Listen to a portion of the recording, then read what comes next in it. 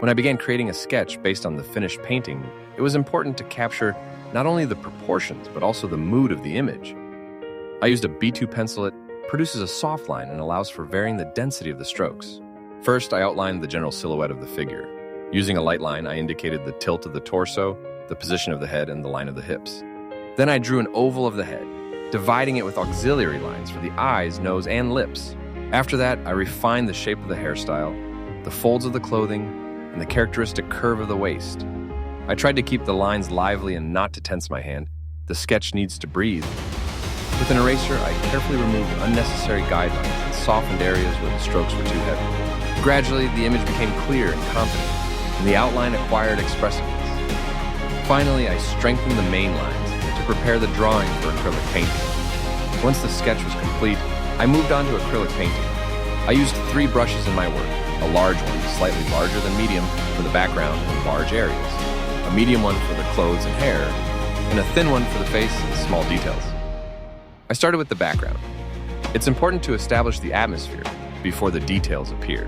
Using a large brush, I applied blue tones, mixing them directly on the canvas. My movements were free, slightly diagonal, so that the background wouldn't look flat. I left light transitions and brushstrokes to create a sense of air and space. Acrylic dries quickly, so I worked confidently and without unnecessary pauses. Then I moved on to the clothes. Using a medium brush, I filled in the main red areas of the dress. The red color made the image bright in the center of the composition. I tried to leave slight variations in tone here. I added a little dark shade to the folds to give it volume. I painted the white blouse under the dress carefully, adding light warm shadows so that it didn't look flat. Next came the hair. It plays an important role in the image.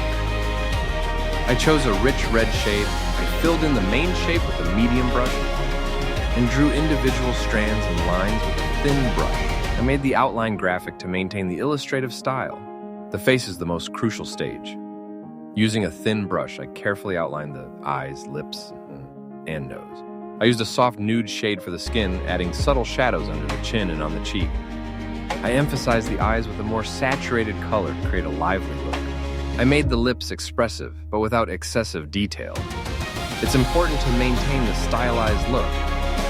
Finally, I added small details. Folds on the dress, lines on the skirt, and the pendant on the neck, carefully enhancing the outline in some places.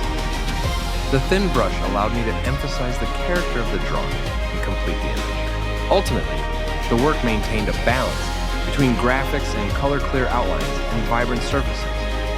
Critical evaluation of the work. The result, a bright, memorable image. Strong color contrast, red and blue. A clear graphic style. A distinctive silhouette, and a good composition. What could be improved? Add more light and shadow to the body and clothing for volume. Soften the transitions on the face slightly. Deepen the background by adding a subtle gradient or texture. Enhance the anatomical accuracy of the arms and shoulder. Style. The work is closer to illustrative pop art, with elements of comic graphics and slight anime stylization.